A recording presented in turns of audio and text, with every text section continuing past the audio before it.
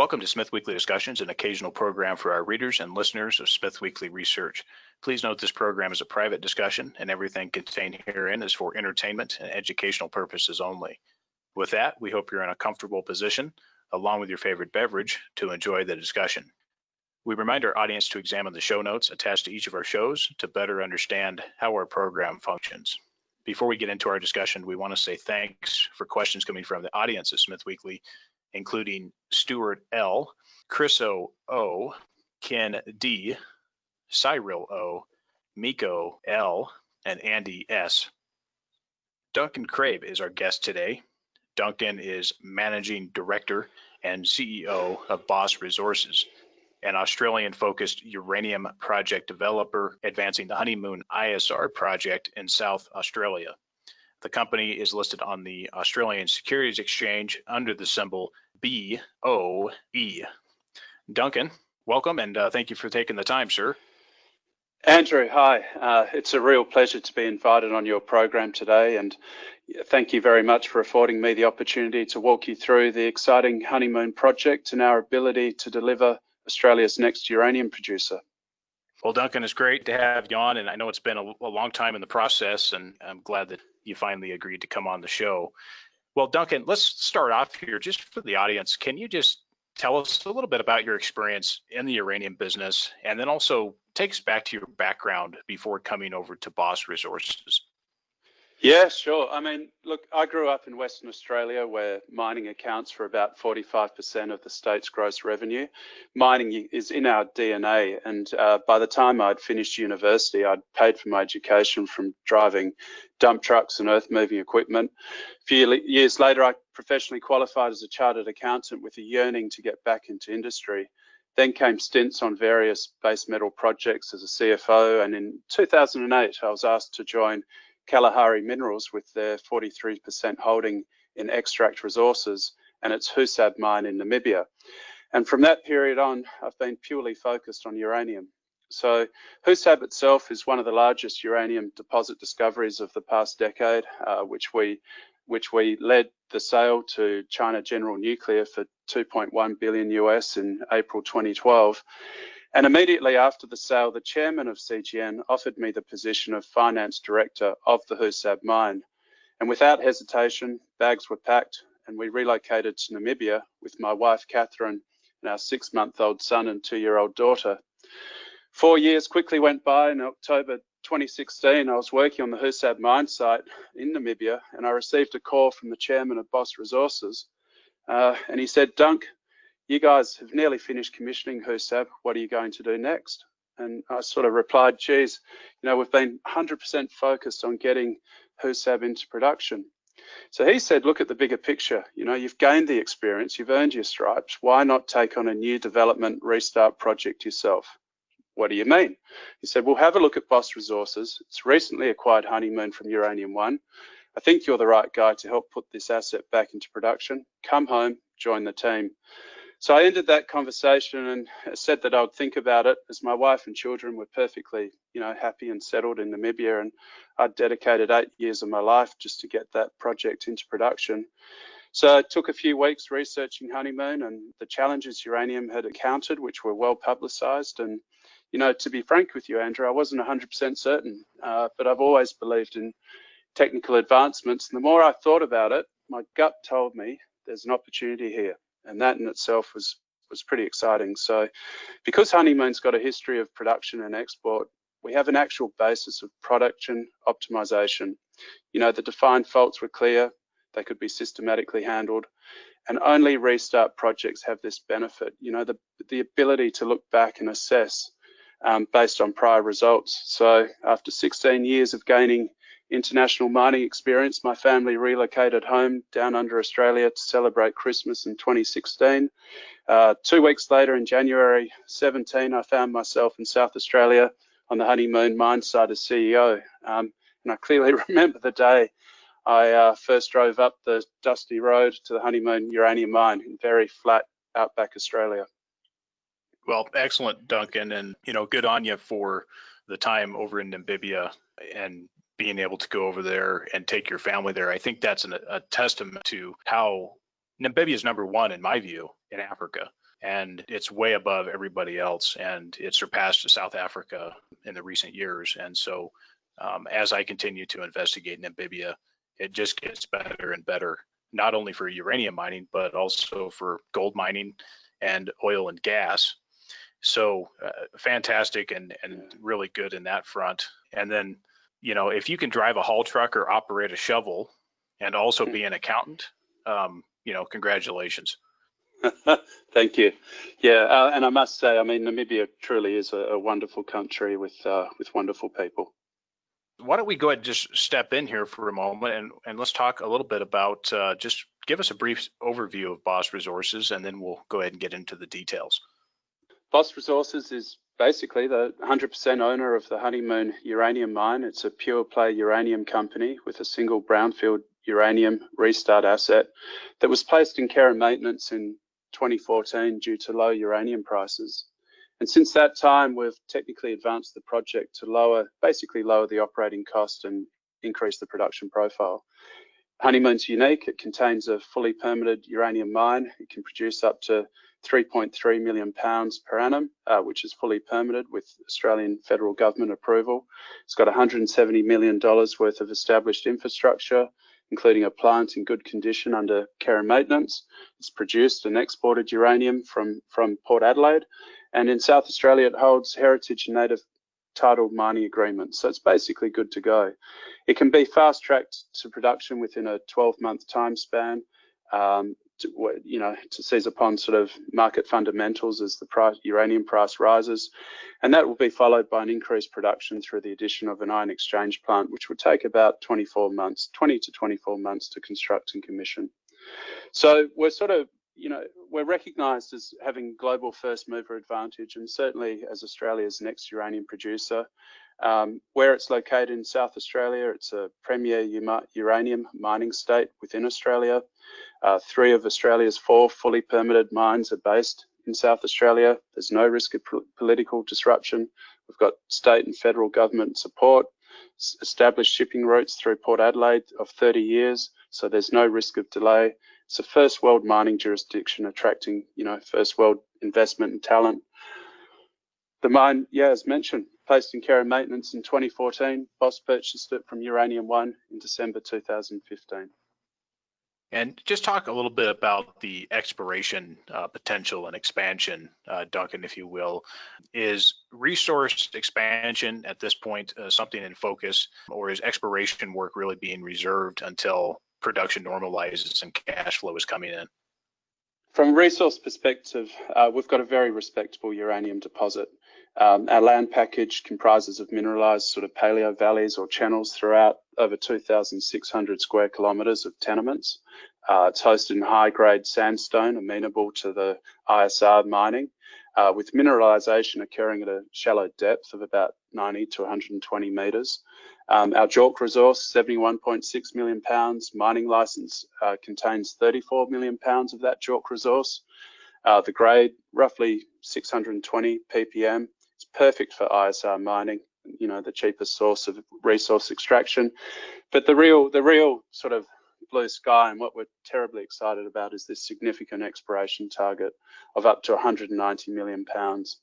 And that's been determined by several independent geologists. But basically, there's been over 20 years of sort of exploration conducted on those tenements, with over 5,000 historic drill holes. And COVID-19, it's basically limited our geological team's ability to undertake fieldwork activities. And as such, we've been gifted a unique opportunity to complete comprehensive desktop reviews on all that extensive historical information, and to define new uranium exploration targets and advance our resource growth. So absolutely, the plan, while we've come out with a base case study recently, that was really predicated on the mining license, but no doubt we plan to expand our resource, but do so when the price supports it. In my mind, there's no point drilling now and sort of diluting shareholders for the sake of building a resource if the uranium price isn't supportive of that. Yeah, very well, and agreed with that thought process. Well, let's go back to the efforts of Uranium One to build out and operate Honeymoon. What would you say were the past ISR problems with the project, and what has the company done since acquiring the project to fix those problems when it comes time for startup and steady state operations?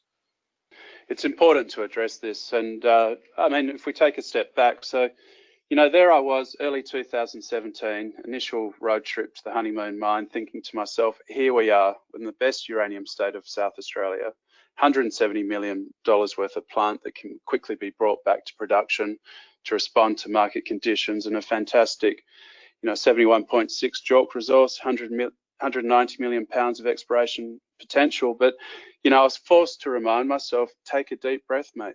Don't get too carried away. Remember those issues that Uranium One had encountered and I'd researched in Namibia.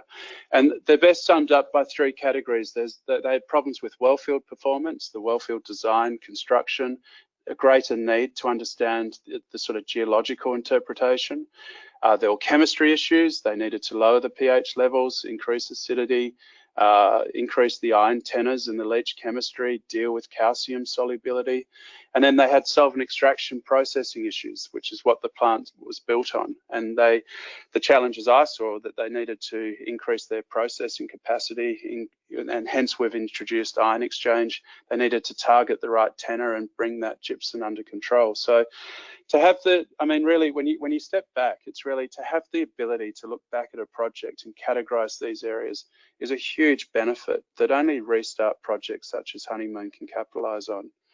When we take a deeper look at those issues, as you quite rightly mentioned, how do we enhance that process flow sheet and effectively bring a company to market? And the crux of that technical issue was the low uranium tenor in the PLS, or the pregnant leach solution, which averaged for Uranium One only 53.5 milligrams per litre, far below the plant design of 78 milligram per litre. Those low production levels, of course, have a detrimental flow-on effect to increasing operational costs. So we did a lot of testing there with ANSTO. We did MET testing in their laboratory, and we thought that we had the right sort of chemistry. We looked at our neighbourly operating ISR mine, Heathgate, some 300 kilometres to our west, and spoke to their technical guys.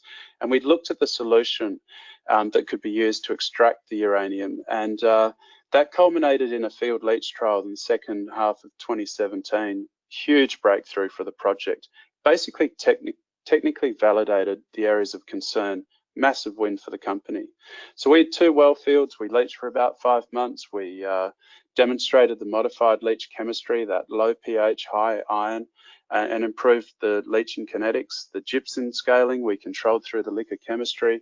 And there we were achieving average uranium tenors of between 90 to 100 milligram per litre. So that's up from the 53.5 milligram per litre Uranium One had. And in addition to that, we were able to engage some of the best technical experts worldwide. I mean, Bryn Jones, who subsequently joined the board, and his consultancy outfit, the Inception Group. We had Bob Ring and the Australian government endorsed and professional team at ANSTO, and Dr. Dennis Stover, who's an independent ISR expert. Many of your listeners would know in North America to independently verify our planning, the implementation, analysis of results.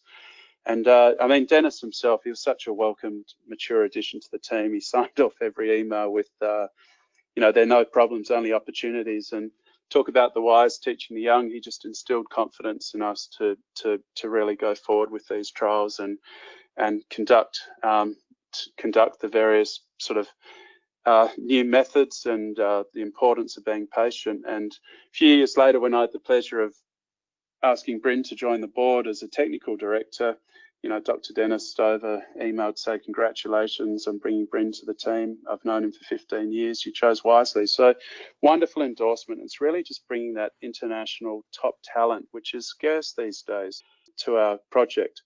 Andrew, the second key validation was really the testing of new resins on the ion exchange process. The resin that we're using wasn't identified at the time Uranium One had built the plant, and as such, they went forward constructing a solvent extraction process because it's tolerant to chloride, and chloride naturally occurs in our Honeymoon's leach liquors. It's kind of like seawater. It's that much salinity. But ANSTO identified a new weak-based amine resin tolerant to chloride, and that could replace the strong-based amine type resins. And that sort of led to smaller processing equipment, decreasing capex, and allows us to pursue ion exchange, which accounts for about 50% of the world's supply of uranium. It's proven technology. So that, and in addition, we could then focus on the elimination of organic contamination from the final product. So in that sense, we'll be using carbon columns to remove the dissolved organic in the feed to the precip or circuit, the precipitation circuit. And in addition, we're implementing a high temperature kiln to calcine the uranyl peroxide precipitate to further ensure there's no organic in the final product. So, all of these technical improvements and achievements were culminated over the past 3 years, and that led to where we find ourselves today with a feasibility study that we released in January 2020, and now we're sort of adopting that frame of operational readiness, getting prepared to get back into production. Appreciate the overview on that. And Duncan, what do you see after all of this study and your guys is refining the results that have come in, the tests? What would you say at this point? It doesn't sound like there's much, but what would you say at this point is the biggest risk to getting cake in a can and getting that sold? What do you see there? Biggest risk is the market. The biggest risk to us is it's not so much technical. We've addressed those issues. We've brought in all the independent experts we can internationally, and we've really, pulled this apart. And the one aspect, as much as it's tough and challenging, but in a low uranium environment for a project like us, it affords you the opportunity to really dissect and operating, how best to operate. And the beauty of having, as mentioned, a plant that's got a proven production capacity is to really pick apart those faults and capitalize on them. So to me, the biggest risk right now is the price. When can we get back into production? Not so much a technical area. But having said that, on technical, we're still looking at ways to optimize. And on the 20th of August, I put out an announcement just showing that we've further reduced our capex by 10%. And, we've reduced our electricity needs from enhancing our elution circuit. And there are more advancements we'll keep making, as we prepare to get back into, or until that day that we're back into production. The bear market teaches you to do more with less, and I think that you pointed that out very well. It does. Well, let's talk broad market uranium. Your thoughts on the broad market today, and how do you see Honeymoon positioned to take advantage in this market? It's a good question. I mean, a detailed answer there. It's such an interesting market and so many facets to consider. We've got cutbacks to production for economic reasons, and COVID closures have reduced inventories.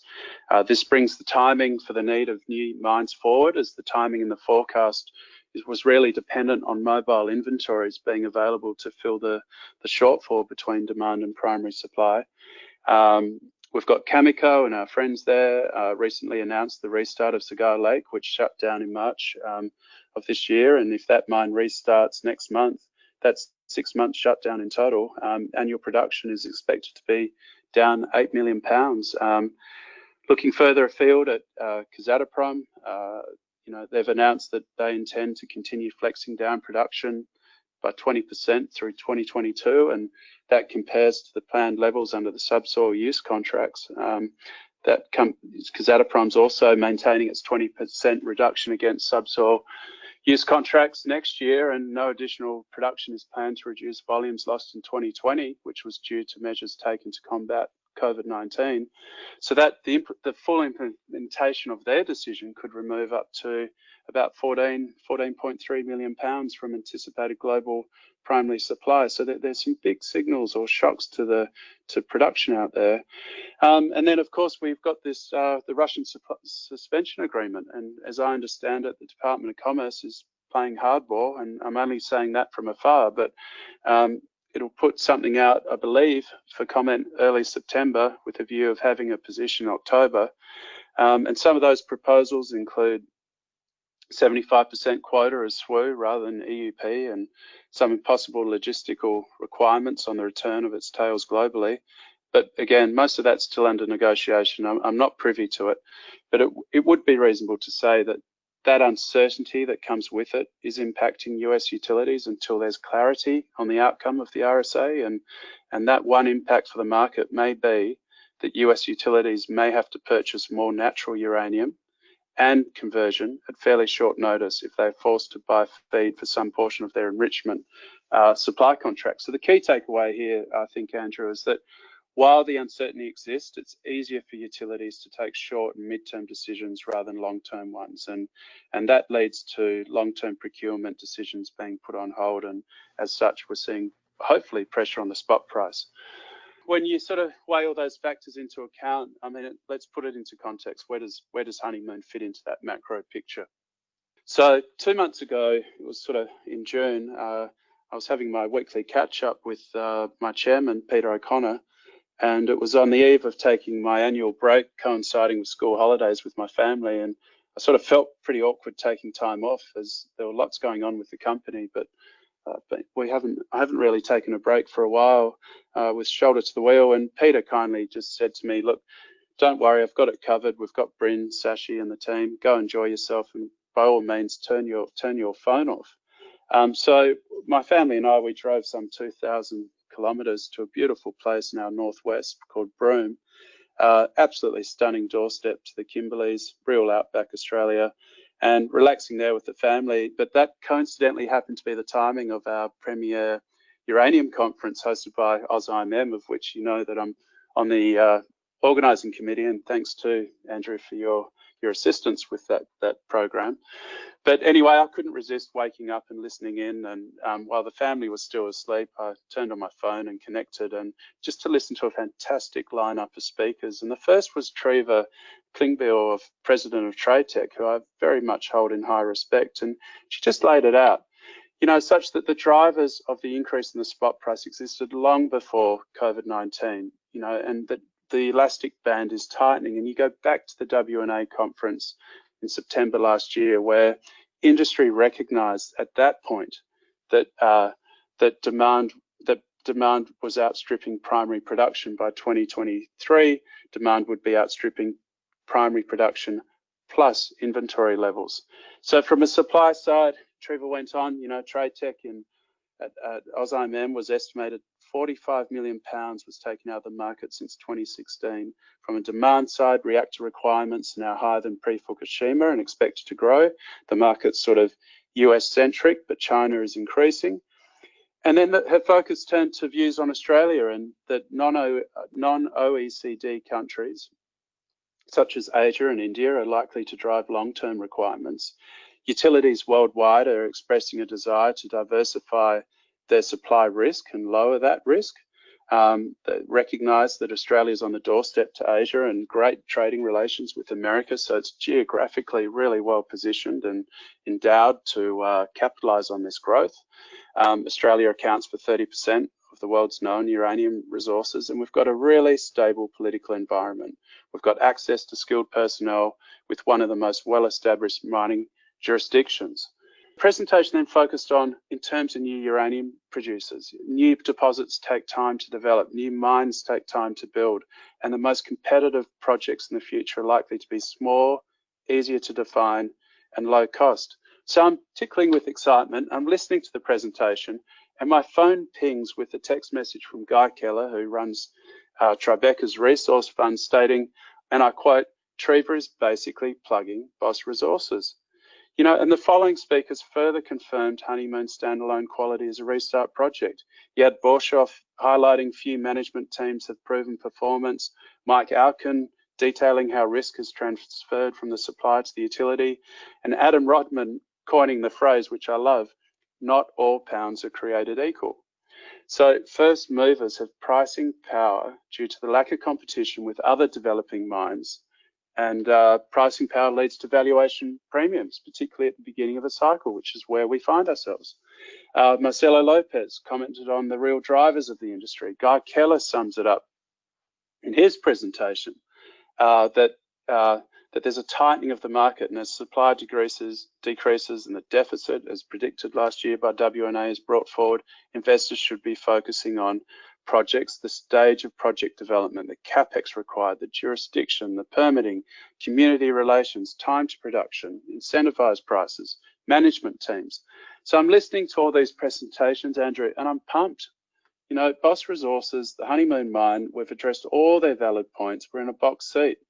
So the rest of the family holidays sort of raced by, mate, and we had a fantastic time and memorable and special time. And, you know, it's so important to have that time with family, but I just couldn't wait to get back to work. And COVID's effectively shown us all, I think, that, you know, reliance on a small number of jurisdiction and suppliers for that critical raw product is such a dangerous assumption. You know, there's geopolitical risk is prevalent, and Australia's in a really good position to capitalise on this. I think, you know, another important aspect to consider maybe, and it's one that, you know, Sashi and I spend a bit of time contemplating, is that since the Cameco announcement, there's also been some pressure on price. But if you look more closely, you see that the price differentials between CMO and the other facilities have narrowed. So in late June, the differential was about $4 per pound.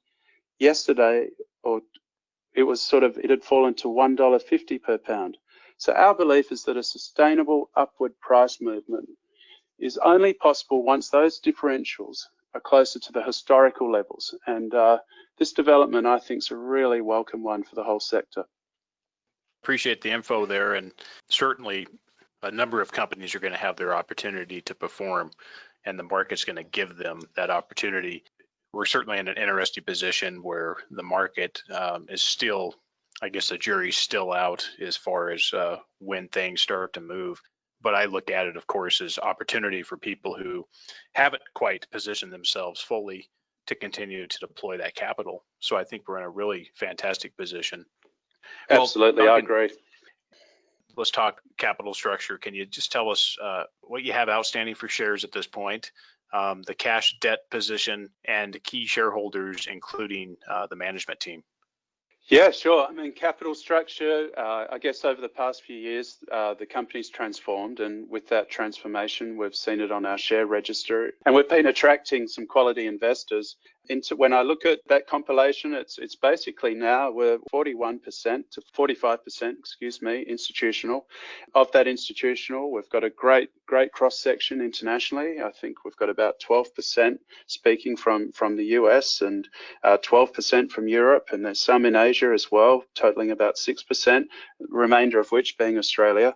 In terms of shares on issue, we've got 1.5 billion, and that's a legacy issue. Our share price is around 8 cents and market cap 125 million. So overall, we're in a good place, really. I'm really very much focused on building a tighter register. It's a key focus of mine. When I was involved with Kalahari and Extract, we basically ended up with about 9 institutions holding 80% of the register, and that would be a key goal of mine, just to really solidify it. But, you know, of course, we've got free float, and I have a great open relationship with all of our investors. Management team ownership, it's changed slightly over that journey from the original vendors to where we are now, but it's about 4% ownership at the moment. And speak to just the management team. Why don't you introduce us to some of the key folks, obviously, besides yourself? Can you go ahead and just kind of cover the management team for us and highlight the key people?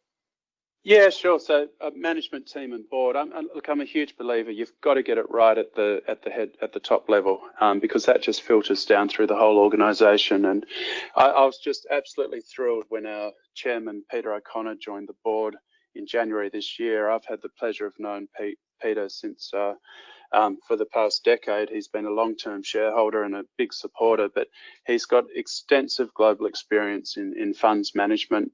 He's worked in private, public companies and in all sorts of emerging and developed economies. But, you know, his big role of the recent decade has been a non-executive director of Northern Star, senior non-exec there. And, you know, he's been involved with its growth transformation from a 300 million market cap to where it stands today in excess of 10 billion.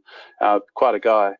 Bryn Jones, who I've referred to earlier, he's the technical director. He's Adelaide-based. He's a fantastic bloke, industrial chemist with more than 20 years of experience in the uranium industry. He's worked in all aspects of the mining cycle, but particularly focused on uranium and ISR. He spent 10 years with our nearest producer, Heathgate, owned by General Atomics. He's also, when he joined us, he had just left the position of being COO of the Laramide Resources. So he's a great addition to the team. Dudley Kingsnorth has joined recently the board as a non-exec. He's got extensive experience in various mining companies, Shell, Rio, BHP, really a career focused on process development, project feasibility, to ensure a successful mine startup. So as we're evolving, we're focusing on that project execution, operational experience, and then you look at the international markets. And a very close colleague and a friend of mine who I've had the pleasure of working with over the past 10 years is Sashi Davies. She's enjoyed a wonderful career of distinguished service to the international uranium sector, extensive marketing experience, in-depth uranium knowledge. She's got long-lasting relationships with international utilities and off-takers. And, sort of a few months ago, she was invited and elected to the Board of Governors for the World Nuclear Fuel Markets, which was a tremendous accolade and achievement. So I guess all in all, I think it's fair to say that, our executive team really are well known. Sashi, myself, Bryn in particular, are well connected in the market. We've got experience bringing uranium mines to operation and contracting with utilities. We've done it before. Look forward to doing it again. We've got the experience. We're motivated. We can identify, retain talent, experience in uranium, and when the market picks up, those human resources will be a very rare commodity and highly sought after, but we've made huge strides to secure our team now and be ready for that. Grant Davey was there. Can you cover that role that he had and his initial work at Boss? Can you just cover that and how that went? Grant Davey basically identified Honeymoon as an acquisition target, and together with a colleague, Evan Cranston, who also served on our board, they negotiated with Uranium One and subsequently vended it into the company, Boss Resources, in late 2015. Grant himself is particularly adept at identifying opportunities and early stage acquisition and advancement, and then handing it off to a team of developers or operators. So I succeeded him in January 17 as CEO of Boss Resources, as at that point he had an increasing workload at the time, as he was then focused on largely gold and zinc interests. Let's chat feasibility study. You, in January, I want to say, of this year, you guys completed that feasibility study, and of course have since, as of recently, just optimized that a little bit. Can you talk about that and just the overview and for the initial phase of that work at Honeymoon? Yeah, thanks, Andrew. I mean, this has been the key driver for me over the past since joining the company to really get to that point that we could produce the feasibility study and sort of benchmark the company. But in essence, Honeymoon offers like an unparalleled investment opportunity. It's got an impressive IRR, low capital intensity, short time to restart production, and provides an excellent leverage to this and anticipated upswing in uranium fundamentals. We based it on a base case uranium price of $50 per pound over life of mine, and it shows that we can respond rapidly to a market rally given our low capex barrier. Average all-in cost was $32.3 per pound, but since then, on the announcement on the 20th of August, we've been able to reduce that further by $1.22, and we're looking to further reduce it. And that all-in cost I'm referring to as C3, all-inclusive cost. So it's pretty remarkable. It also offers, investors a real near-term uranium supply prospect, and at the same time allows us to progress offtake discussions with contractors and utilities worldwide. It's designed, the feasibility base case is designed to fast track production, and that works on recommissioning the existing solvent extraction process in a 12-month period, and then looking to expand production to 2 million pounds per annum. Our team has, as mentioned, during our core. It's technically de-risked the project. It's ensured that there's no timeline drag from that onerous task of securing permits and approvals that are needed. It's got $170 million worth of historical expenditure on infrastructure and plant that's previously produced and exported, and it's got a base case NPV capex of at least 2.5 times in terms of ratio and minimal construction risk. So it's really good to go technically. And as we've just touched on the resource, it's important to note we're only utilising half our available JORC resource, 36 million pounds, and I did that because that's on the mining permit. That's fully permitted, ready to go. Our defined exploration target can potentially then extend the mine life beyond the initial 12 years in the study, increase the production profile, and under our federal government act, it allows export of more than £3 million per annum. So I guess best of all, coming out with that study, it basically, we've had industry endorsement of Honeymoon as providing real opportunities now for us to progress offtake contracts with utilities worldwide, and other commercial discussions are continuing. And with this study, is it sufficient at this point to move forward with financing and restart, or is the company planning to move? We see often folks move to this definitive study, but that's not always the case. What's the plan going forward? To our minds, that is the definitive study. Under ASIC rules or ASX rules, that word definitive is really having proven and probable reserves, which is difficult on a uranium mine actually until you an ISR project, until you actually start production, which isn't dissimilar to any other international. So that is our definitive study. In terms of when we look at financing, we have started that process. The whole process of securing debt is ultimately dependent on offtake, and we've started that engagement with prospective banks, identifying those who we could work well with to obtain competitive terms. And a real advantage in starting this process now, prior to landing an offtake agreement, is that it can take up to 6 months. So from my experience, and particularly with HUSAB, where I was part of that lead team securing over nearly 1.8 billion of debt, the best way is to run any financial process or financing process is to run it as tight and coherent as possible. It really stuffs things up if you drag it out or miss deadlines. People just lose confidence. So we've started the necessary work streams earlier to be sure to be ready, and then, of course, the most prudent means of securing the best terms is running a competitive process with at least 2 to 3 parties. So the financing is now underway, and we're running that in parallel with the various activities on the ground. Appreciate you clarifying that. I know investors can get confused sometimes, certainly with the different terminology we hear. In some parts of the world, bankable feasibility studies, we hear definitive feasibility studies, we hear feasibility studies, we hear pre-feasibility studies, and when you run it all together from North America to Australia, it just really gets into a lot of different terminology. I appreciate that. I mean, just on my experience, when we did the feasibility study, I mean, I treat it as a bankable, and the modelling that we did was far more in depth than a standard study would entail. It's investment grade status. It's a model that we can put in front of any bank worldwide to secure that type of finance. So I guess we've tried to do as much as we can with a tight belt and run a smart process, and I think we're doing a good job in that area. It's interesting because I have to admit the capital cost to get underway is probably the best in the entire sector. So the amount of banks and the amount of discussions that can take place because of where the financing is, it's not like you're trying to go out and raise, $500 million. I mean, it's very amenable to very many banks, and so it's a good setup. Let's go ahead and talk about timing, Duncan, for a moment. Are you guys planning to move forward right away, or are you waiting for other contracts to be filled as far as potential offtake, or are you waiting for a specific uranium price point? What's your thoughts on that? There's quite a few answers to that question. I mean, it's really dependent now on the uranium price and landing an offtake.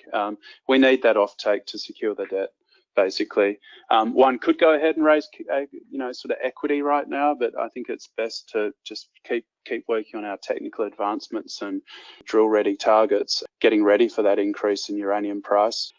Once we do secure the financing, stage one, which is really we can do a quick restart of the existing solvent extraction plant within a 12-month period. And then we look at stage two, which is the addition of the ion exchange plant within 24 months. So together, stage one and two could be developed in parallel. We'd just have shy of £1 million coming on stream and just after the first year, and then ramping up to £2 million. And then as we bring in the additional resource, the plan's then to ramp that up even further in excess of £3 million. So in a project timing wise, that's how we look at it. And again, I go back to experience. I mean, while you may find some colleagues out there in the industry sort of say it's a flick of a switch when you start a mine, it's not at all. I mean, you go through a ramp up process, and I'm cognizant of that, and we've developed our planning and our financial model accordingly. Yeah, absolutely agreed. Now, the feasibility study under stage two has an all-in cost of about 33 a pound US. At what uranium price, Duncan, if you can share that with us, are you really looking forward to motivate really going after a restart? It's a good question. It's one I'm asked a lot, and the pressure is, there's sort of twofold. The pressure is to get out there and sign an offtake, but let me put it in this perspective. When I assess a mining project, and that's any commodity for that matter, I consider those with an NPV, your net present value, needs to be at least 2 to 2.5 times the capital outlay, the capex outlay, and also derive an IRR of 40%. So when you achieve those targets, you derive shareholder value. So if you apply that to Honeymoon, we can achieve this at an average of say 50 US per pound, which is the base case price we used in our feasibility study. But Andrew, don't get me wrong. I'm not going to destroy our resources at low prices simply to land an offtake. If we see movement in the price, we may hold on or we may enter into it. But I think our base case price at 50 derives that benefit. So anything north of there, I'd be happy. Yeah, there's no reason in pulling the trigger early if you know the fundamentals of the market and you know what's going to happen, and we all see that as 50 plus. I think it makes sense to make sure that that's kept in mind and you know what's going on behind the scenes. The 33 all-in cost, Duncan, one of the things that the industry and other industries in the natural resource sector have struggled with was really just explaining or putting out real, what I like to call total cost, and that's everything. In this case here of the $33 as all-in cost, should investors figure in corporate level G&A, corporate development and exploration costs? Would you say that 33 is inclusive of things like G&A, corporate development, expansion, et cetera? That price includes our corporate overhead, but it doesn't include the exploration spend to bring on additional resource. So the feasibility study goes back to what I mentioned in terms of we've got our mining license, we've got 36 million pound residing, we've proved that up to measured and indicated levels. It's good to go. So that's how we predicated our model. Bringing in additional resource would influence that costing. But certainly as it stands, 33 US per pound or thereabouts is our all-in cost, which is your C3 all-inclusive cost, not all-in sustaining cost, which is lower. That's around 27, and cash costs are around 21. But important to note there that subsequent to the feasibility study as announced, made reference to on the 20th of August, I mean, we've just shaved $1.22 off all of those costs. So, our cash costs are now sub 20 US per pound. So yeah, we're tightening our belt as best we can. Let's move on to offtake and long-term contracts. I know we've touched on this in the past here in the conversation. What is Boss doing on this front? And I assume you and Sashi are looking at leading this, of course, and the discussions have already commenced with clients for potential offtake or some kind of an agreement. Talk to what the status of that is. And would you also be willing to share what jurisdictions in terms of countries that you're looking at as potential utility clients originating out of? Well, starting on jurisdictions, we're US centric largely at the moment. But having said that, we've had discussions with sort of OECD countries and Asian as well. So we I think basically we've got the shipping routes. We're happy to supply any particular jurisdiction. It just seems to be that a lot of the overwhelming sort of interest seems to be coming of late from the US. So you're right, Sashi is leading the charge there, and we're staying very close to the market and engaging with fuel buyers so that we can quickly respond to price movements. Engagement, as you know, is largely done with utilities by market requests and then more formal requests for proposals or RFPs, and we're undertaking both when they become available. So our intention, as per our previous experience operating uranium mines, is to really embark on a layering of contracts of different durations or tenures and price mechanisms so that we can build a portfolio which protects us against the downside, but flexible enough to take advantage of the market upside. Honeymoon's a good project, you know, and our interest is to do the best by our stakeholders while building good relationships with long-term strategic utilities. Interesting you mentioned that, you know, last cycle, I think we can all say that nobody was able to protect their downside and continue operating in a fashion that they would like. And that even includes the majors, Kazatomprom and Cameco. They're between a rock and a hard place, as you know now. So it'll be interesting to see how this cycle goes with folks being able to actually really truly protect their downside and continue operations even in an inevitable bear market that will eventually come yet again to the sector. Well, let's talk in profile, maybe just a little bit more detail. Are you planning to leave production unfilled? Are you going to go fully contracted? Obviously, that will depend on price. What's your thoughts on how much you really want to contract before restart? Is it just enough to squeak by the financing side of things? Maybe give us a little bit of idea on your mix. No, you're spot on. I mean, it's fair to say our intention is to have around 80% of production under long-term contracts and to do that on a rolling basis with those different tenures. However, even this is dependent on market conditions, the existing portfolio, and you know, our judgment of market direction. Yeah, absolutely. Let's move on here. So on the financing, there's been an arrangement set up with Tribeca, which is a major shareholder. Can you talk to those potential financing terms specifically? What can investors expect coming out of that if the company is to utilize, I believe it's 65 million US? Give us the details of that if you can. Limited details. It is a confidential document, but we have a really close, good relationship with Tribeca, and you know, I look forward to an opportunity if we can work with them. The mandate does provide us with an ability to source additional competitive financing that Tribeca can look to match or better. So it's a mandate that allows for that competitiveness that I pointed to earlier, that I think is really important, really, to get the best terms. And as mentioned, you know, we've started the process. We're engaging with Tribeca. We're whittling down the sort of banks that we would like to run with. And the most prudent means at securing the best terms is really when you run that competitive process. So a lot of mines that I find sort of go along and they complete their feasibility study, they go into their what we call FEED, front-end engineering design work, and with that you start recruiting senior executives within your management team, which are expensive. And at the same time, they start looking to secure their finance. But finance can take time. I mean, it can take up to 6 months. And if you finish that front-end engineering FEED design work within a few months, you've suddenly got an expensive compilation of executives waiting till you secure the finance. So we've been a bit more proactive. We're on the front foot. We're trying to get ahead of the curve, and we'll get to a point where if uranium prices haven't picked up and we haven't landed an offtake, at least half that sort of financing work would have been undertaken, and that when we do then land the offtake, we'll then be ready to sort of do a formal due diligence with the identified limited banks and secure best terms. Yeah, and speaking of the terms, Duncan, just a little bit more there.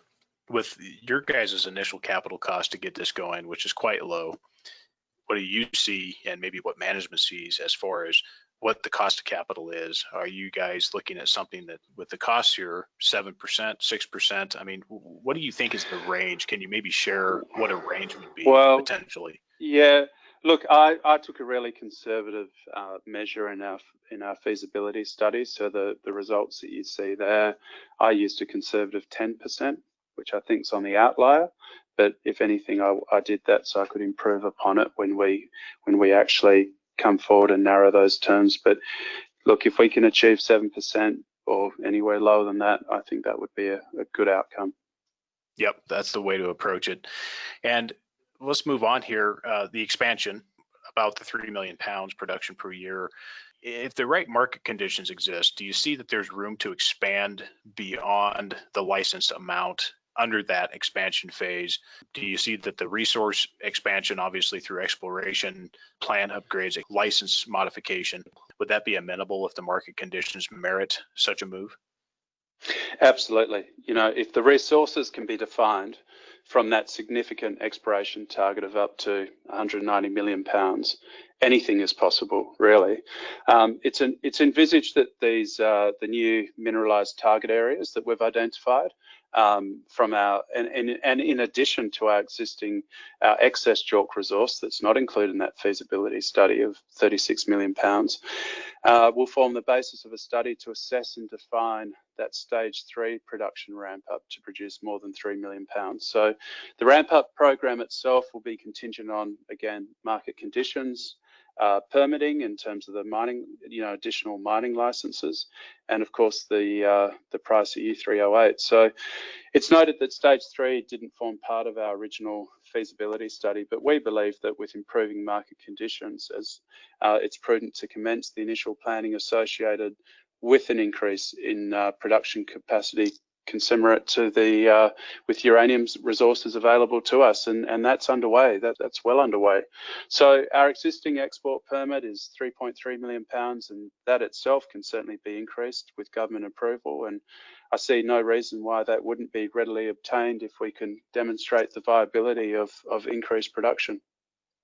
Haven't done the math yet, but I'm interested to see how stage 2 expansion cash flows can look to finance the final potential stage expansion. I haven't got to that math yet, but certainly an interesting setup that you guys have. And of course, again, the costs are in your favor. Let's move on, Duncan. Let's talk just some other topics here. Does Boss have any desire to look at other uranium assets within Australia or maybe other jurisdictions, or is the company at this point really focused in on Honeymoon? It's a good question, and I took time out to sit down with Rick Rawle and visit him early last year, just discussing his view on the world and how he saw life, and I completely agree with his outlook. I mean, the key to any good operating mine is to reduce corporate overheads and increase production profile, and if you can't do it yourselves, you look at M&A. So yes, I mean, our eyes are open and we see a lot of proposals, but let's remember Adam Rodman's catch cry: not all pounds are created equal. So irrespective of favourable uranium prices, uranium deposits have become more expensive to delineate. They take longer to develop in the modern world.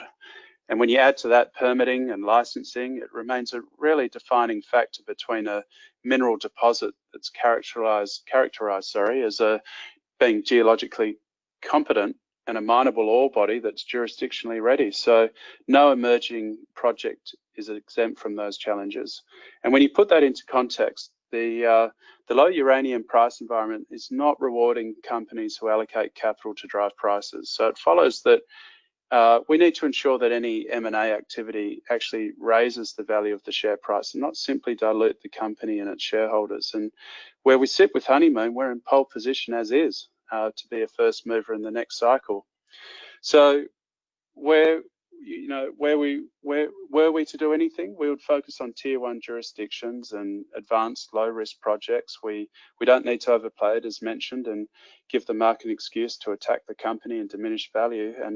But bearing all those factors in mind, there are 1 or 2 projects that have caught our eye. So let's see. Duncan, let's talk about OTC listing. You guys don't have any at this point in the US. What's the thought process on getting something going in that regard, Duncan? I know OTC is very simple to get onto. Are there any plans in the near term to get on US OTC, exposed to North American investors? Yeah, of course. I mean, as said, we're US centric and, I'd love to be more present in the US, but I'm open-minded. I mean, I've worked on international markets. I've had experience firsthand with like the TSX or Toronto Stock Exchange and certainly the London Stock Exchange. But the advice I've received that there's no real impediment for North American investors to invest on the ASX. But Andrew, what's your personal opinion? Well, I would just say on that point, the impediment is the U.S. regulations. And so if you're a standard audience, potentially retail, and you have an E-Trade account or a TD Ameritrade or a Charles Schwab account, generally there is a higher cost to get access to the ASX, or in some cases you cannot get to the ASX. That's notwithstanding that there are some good brokers and there are some other vehicles and structures that a person that is willing to put forth the effort can get onto to have access. But my understanding is for an initial listing. Now, if you're able to handle anything in London or in Toronto, that the US OTC is a cakewalk and very inexpensive to do. So I think it makes sense to go that route just because it can be done in a bull market or in a bear market, very little cost. And then, of course, from there, you can look to be a little bit more exotic with some of your listings. And of course, people may disagree, and I've seen some recent discussion about this, but at the end of the day, in a raging bull market, the New York Stock Exchange AMEX is the place to be listed. Now, I'm not saying that time is now, it's not, but I've heard a lot of discussion about the TSX. I've heard a lot of discussion about the LSE, but at the end of the day, the New York Stock Exchange is still the king exchange.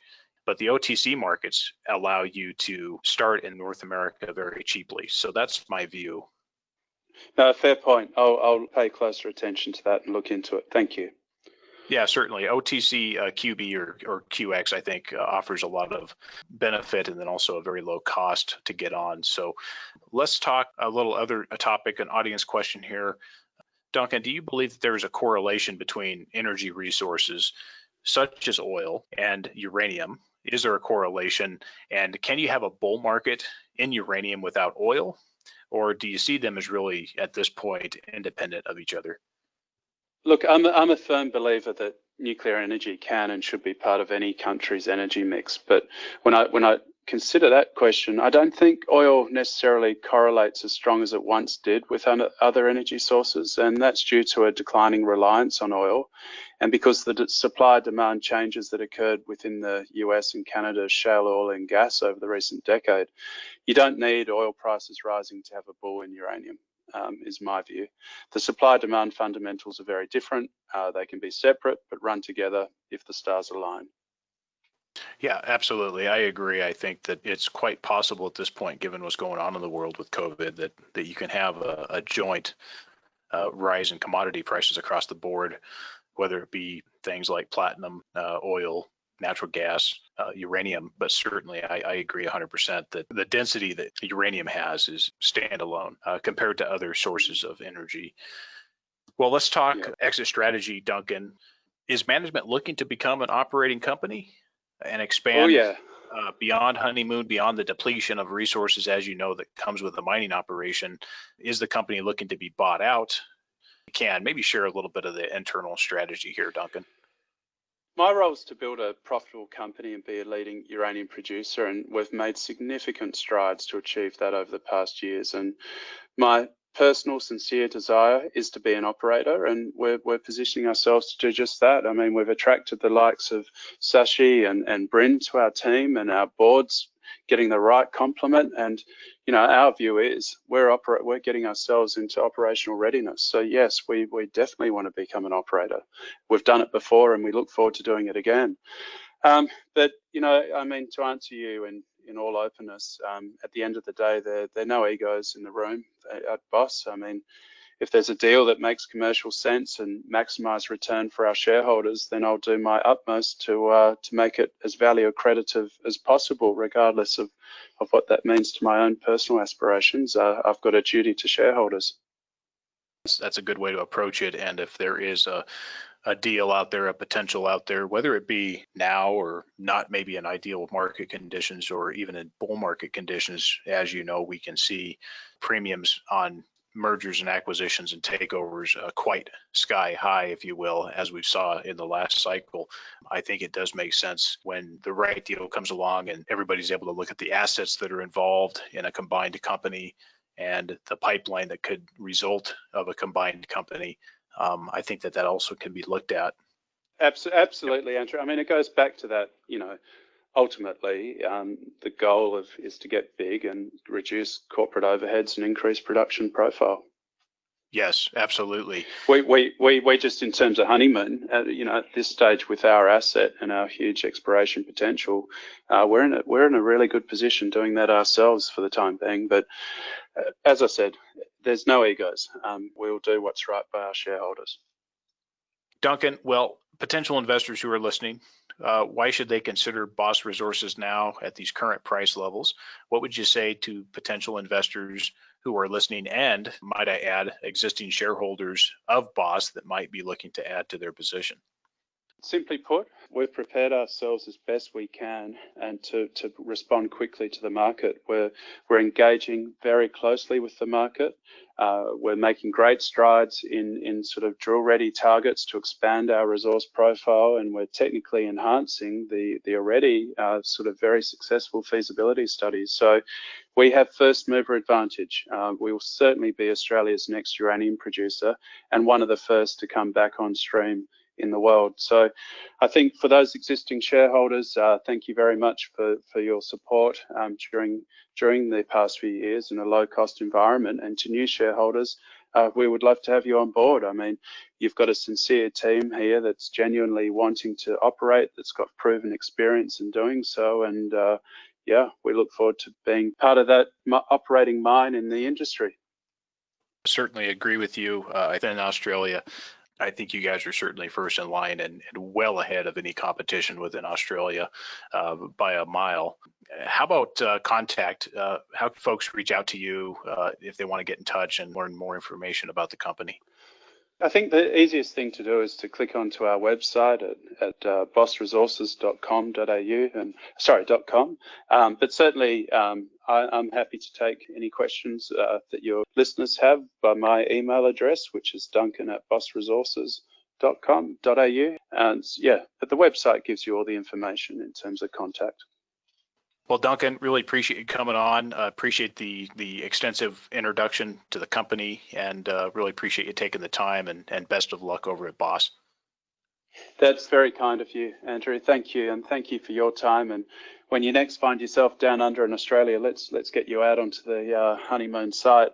And to all your listeners, I hope you and your families are all in good health during these challenging COVID times.